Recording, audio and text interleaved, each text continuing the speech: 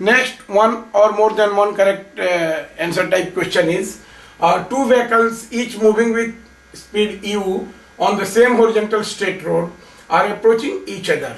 Wind blows along the road with velocity w. One of these vehicles blows a whistle of frequency f1. An observer in the other vehicle hears the frequency of the whistle to be f2.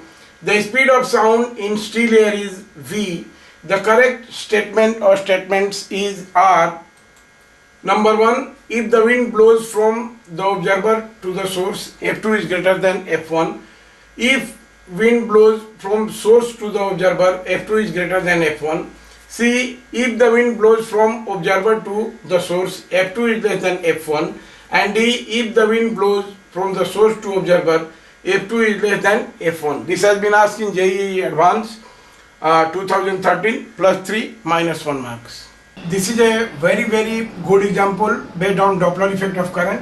So now in case of Doppler effect of current, हम जानते हैं कि formula क्या होता है कि efferent frequency, f efferent as heard by the observer, it is given by frequency from the source, and this is v velocity of sound plus minus v medium plus minus v detector plus minus v detector divided by this is velocity of sound plus minus v medium or minus plus v source, minus plus v source. This is the formula based on Doppler effect. मैं आपको एक चीज ये करूंगा कि आप common sense use करेंगे इस फॉर्मूला को डिराइव करने के लिए. सो अब यहाँ पर दिया हुआ है कि विंड का डायरेक्शन दोनों तरफ से दे रहा है इस प्रॉब्लम में.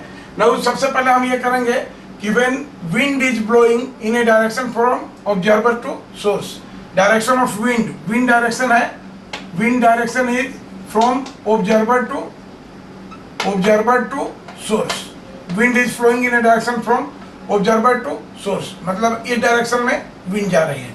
नाउ ऐसे केस में क्या होगा, और frequency heard by observer is equal to this f2 will be equal to how much, f1 frequency of the source, and देखिए वेलोसिटी ऑफ साउंड v है. नाउ ये अपोज करेगी तो v minus w, right, and plus u. देखिए आपको एक basic formula हम बताते हैं कि दोनों अप्रोच कर रहे हैं, इसलिए फ्रीक्वेंसी क्या होगी, बढ़ेगी तो डिनोमिनेटर बढ़ेगा, इसलिए हम यहाँ पर सॉरी न्यूमरेटर में क्या करेंगे, प्लस साइन यूज करेंगे और डिनोमिनेटर में माइनस साइन. तो ये this is for detector, this is for observer, तो ये माइनस साइन इसका यूज करेंगे, माइनस माइनस यू हो जाएगा plus u, and this is also v minus डब्ल्यू, राइट. और यहाँ पर देखिए फ्रीक्वेंसी को बढ़ना है इसलिए ये क्या हो जाएगी, डिनोमिनेटर कम होना चाहिए, तो this should be equal to minus you.